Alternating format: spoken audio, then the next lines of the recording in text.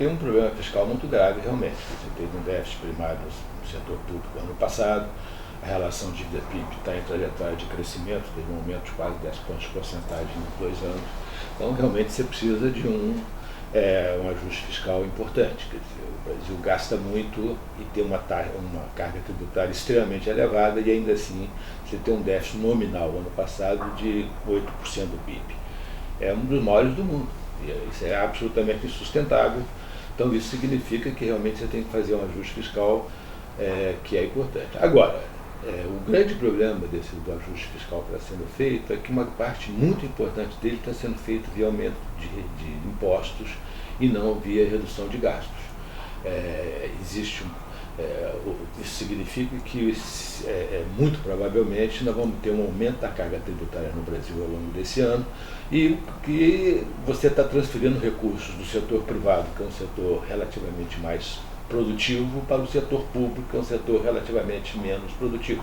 Ou seja, você está diminuindo a eficiência da economia. Então, desse ponto de vista, quer dizer, eu acho que uma coisa que poderia ser bem importante é você promover um ajuste fiscal que fosse mais concentrado na redução de despesas e menos concentrado no aumento de impostos. Mas o ajuste fiscal é fundamental. Eu não estou tão preocupado com cumprir a meta do superávit primário esse ano. Vou dizer por quê. Porque eu acho que mesmo que não cumpra a meta do superávit primário, ou mesmo que cumpra a meta do superávit primário, o problema a situação das contas públicas brasileiras está de tal forma deteriorada que nós vamos ter um problema durante muito mais tempo. Só fazer uma conta pequena, tá certo? Quer dizer, a relação de dívida-PIB no Brasil hoje é 60%. A dívida corresponde a 60% do PIB. A taxa de juros real que o governo está pagando hoje para financiar essa dívida é 6%. Tá certo? 6% de 60% é 3,5%, 3,6% do PIB. Tá certo? Só isso vai fazer com que a relação dívida-PIB aumente em 3,6 pontos de porcentagem. Tá certo? Além disso, você vai ter uma queda do PIB de alguma coisa em torno de 1,5%, ou seja, 3,5 pontos de porcentagem mais 1,5% vai dar 5,1 pontos de porcentagem de aumento da relação dívida-PIB. Se você fizer o superávit primário de 1% do PIB, sobrou 4% de aumento da relação dívida, ou seja, no ano que vem nós vamos começar o ano com a relação dívida-PIB em 64%. Se tudo der certo, se tudo dá certinho. Se a gente não conseguir diminuir a taxa de juros real, você vai começar a fazer a conta novamente. A taxa de juros real pode ser reduz para 5%, 5% de 64%, e assim vai. Ou seja, o problema é muito mais grave.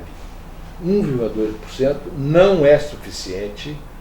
Em segundo lugar, fazer 1,2% com base em aumento de impostos é qualitativamente ruim.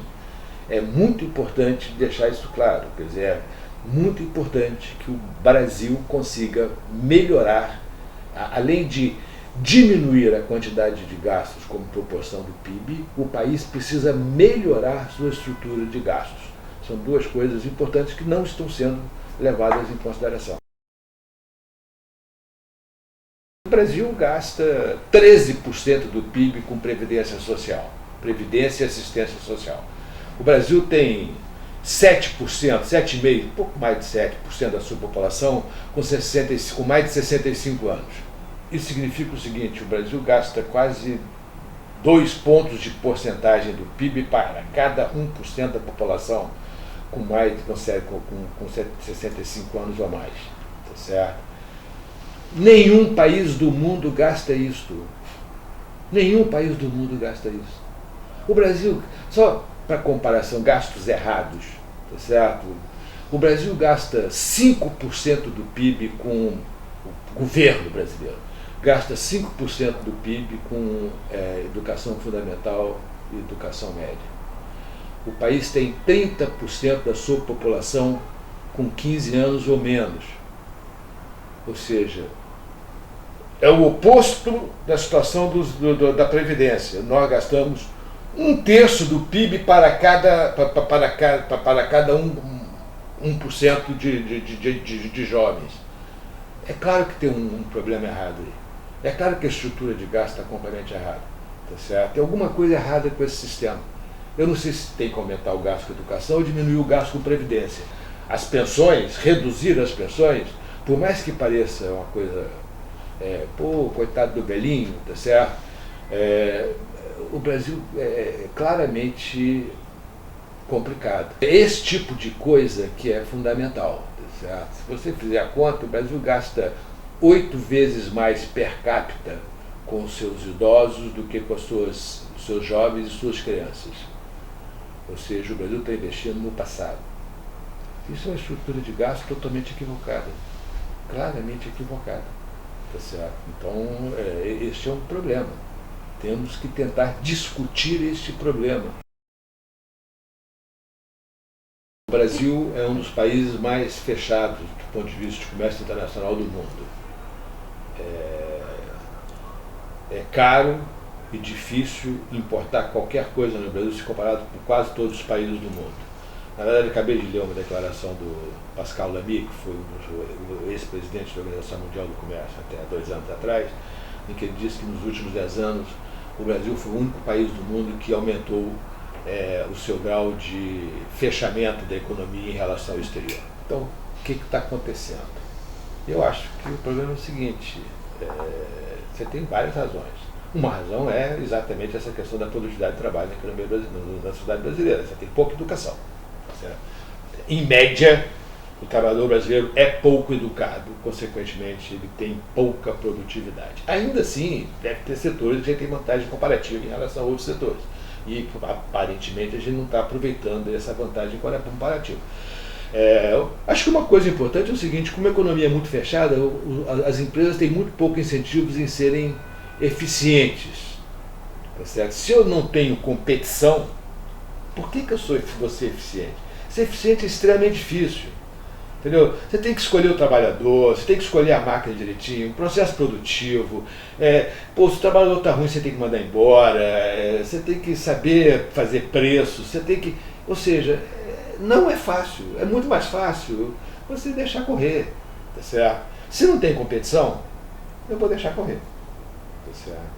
E aí você se torna menos produtivo e, consequentemente, você exporta pouco e importa muito, mesmo sendo fechado. O Brasil tem alguns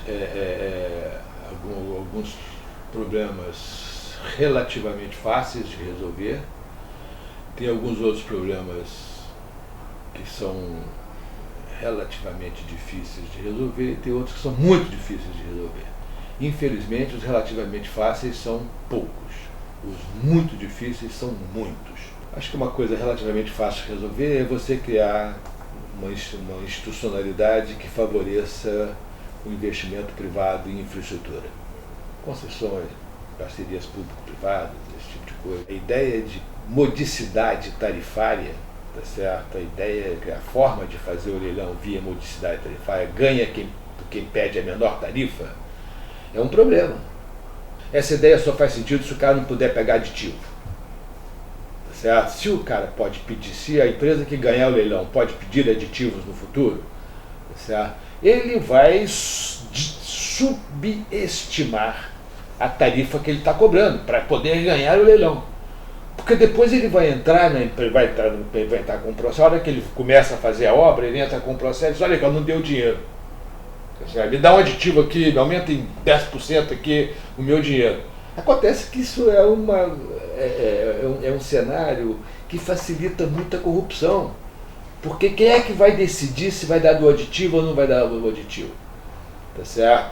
Então tem que mudar a estrutura dos leilões de concessão. O muito difícil é, por exemplo, fazer uma reforma educacional que torne as escolas brasileiras eficientes no sentido de gerar conhecimento.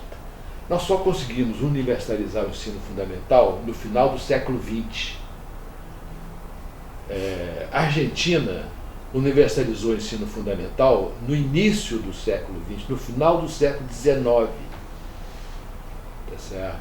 Até hoje o Brasil não conseguiu universalizar o ensino fundamental em tempo integral.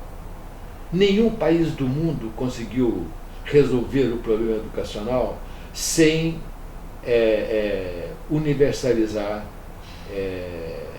o ensino fundamental em tempo integral.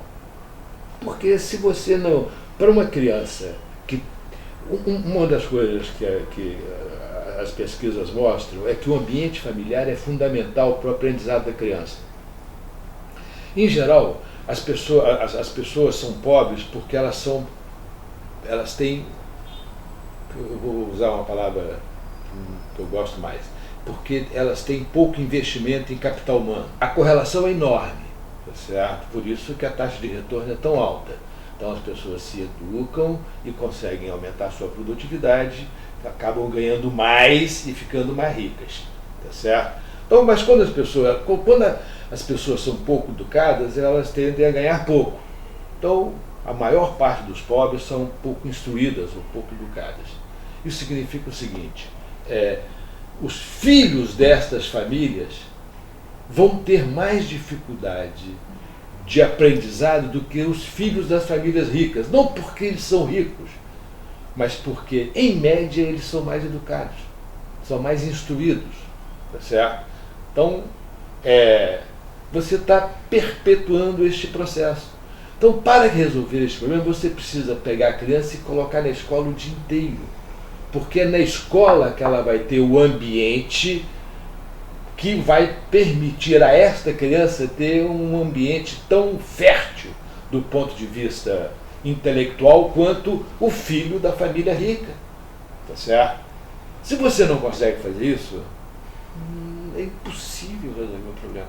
Nenhum país do mundo conseguiu. Por que o Brasil vai conseguir? Então esse é o ponto. Se tudo der certinho, tudo direitinho, se quiser conseguir fazer os ajustes fiscais direitinho, se a situação política melhorar, se você fizer o dever de casa, se o Banco Central fizer uma política monetária adequada para fazer com que a taxa de inflação tenda a convergir para a meta de 4,5%, tá certo? Ou seja, não vai ser simples, mas se tudo isso fizer direitinho, a gente pode começar a ter uma situação melhor a partir de 2017.